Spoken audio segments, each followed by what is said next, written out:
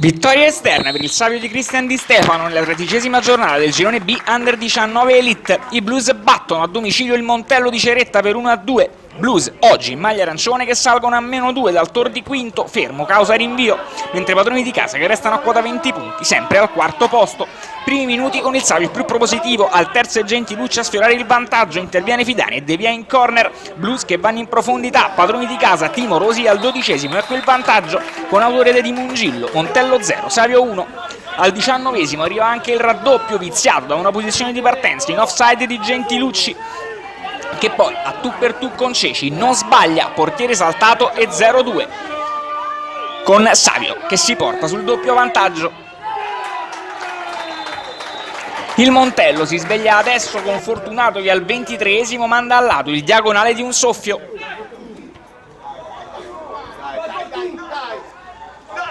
Mentre Savio sempre pericoloso, soprattutto con le giocate di uno strepitoso Antonazzi. Al 28esimo palla a Gentilucci che si gira e tira, fuori non di molto, mentre al 33esimo cross in area di rigore sul quale la formazione ospite non trova la deviazione giusta.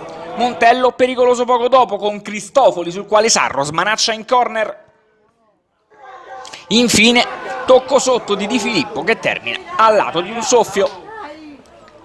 Nella ripresa i ritmi ovviamente calano, al 12esimo da punizione, battuta di Bigolin, prova dalla rovesciata Caselli, facile per Sarro bloccare. Padroni di casa che restano invece in 10 uomini al 19esimo per il doppio giallo e quindi rosso a Di Martino.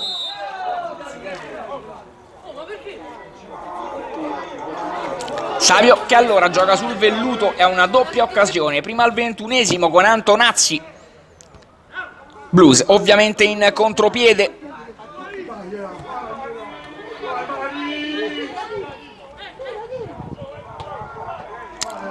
Diagonale murato dal portiere di casa, poi al 29esimo con Gentilucci, sempre in diagonale, stavolta con il destro, palla che termina larga.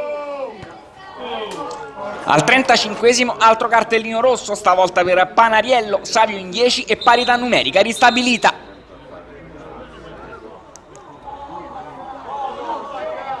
Sulla susseguente punizione Canini devia in rete e riapre parzialmente il match, Montello 1, Savio 2.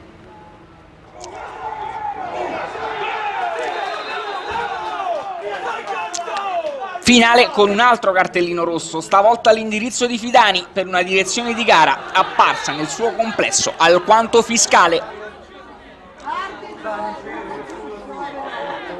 Tutto per tutto dei padroni di casa negli ultimi minuti nel recupero, ultima vera opportunità da parte del Montello, al termine dei quali arriva il triplice fischio da parte del direttore di gara.